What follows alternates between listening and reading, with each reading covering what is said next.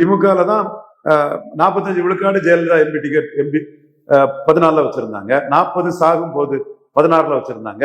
இப்ப 20 தான் இருக்கு.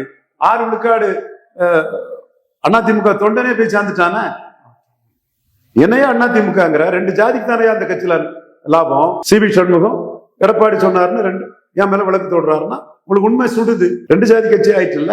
அப்போ தொண்டர்கள் பல ஜாதி அடிப்படையில சதறான்ல. விளையாட கொன்ற தொண்டர் சொல்லுவான். 4 பிராமணர்கள் எடப்பாடிக்கு வேண்டியவன் சொல்லுவான். ஒட்டுமொத்த தொண்டர் கருத்துன்னா ஜெயலலிதா 2014 45 விழுக்காடு வாக்கும் 37 சீட்டு எடுத்த கட்சி இன்னைக்கு 20 விழுக்காடு 0 சீட்டுன்னு போச்சு. அப்போ பல ஜாதிகள் சீமான் பண்ண போயிட்டான்ல.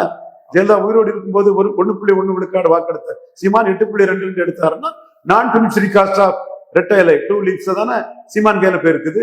அதுவும் சீமான் எம்ஜிஆரையும் ஜெயலலிதா அடிச்சுல அந்த ஓட்டை எடுக்கிறாரு. அப்ப அந்த பழைய டைனமிக்ஸ் மாறிட்டு, களம் மாறிட்டு, காட்சிகள் மாறிட்டு, கடந்த காலத்தின் கைதிகளா இருந்து எம்ஜிஆர் ஜெயலலிதா பேசிட்டு இருக்கிறது அர்த்தம் இல்ல. எம்ஜிஆர் ஊழல் பெருச்சாளி சாராய அவர்களை கல்வி தந்தை ஆக்கினாருன்னு விஜய் அடிக்கிறதுக்கு சீமான் அடிச்சு விளையாடுறாரு. எம்ஜிஆர் மலையாளி மேனன் எவ்வளவு இருப்பாங்கன்னு தெரிஞ்சுக்காக ஜாதிவாரி கணக்கெடுப்பு நடத்தல. அது வண்ணார் நால்வர் கோயவர் மட்டுமல்ல, முத்திரேர் யாதவர், செங்குந்தர், உடையார், விஸ்வகர்மா போன்ற தமிழ் சமூகங்களுக்கு 40 ஆண்டுகளாக எம்ஜிஆரால அநீதிங்கிறார். இந்த வன்னியர் போராட்டம் எம்ஜிஆர் அதை பெரிய காமெடி போராட்டம் ஆக்கினாருன்னு அன்னைக்கு சொல்லப்பட்டதை இன்னைக்கு சீமான் அடிக்கிறாரு.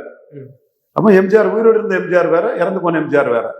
ஜெயலலிதா பறையர் தேவேந்திர வேளாளருக்கு ஆதரவா நின்று கலைஞருக்கு எஸ்சி இடஒதுக்கீட்டுல அதிகாரம் கிடையாதுன்னாங்க.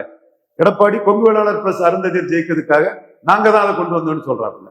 இப்ப அதுல இன்னைக்கு பறையர் தேவேந்திர வேளாளர் தமிழ் ஜாதிகளுக்காக சீமான் மட்டும்தானே இருக்கிறாரு. நான் சொல்றது எல்லாமே தரவுகளோட கூடியது. சோ இந்த எம்ஜிஆர் ஜெயலலிதா அதெல்லாம் கதைக்கு உதவாது.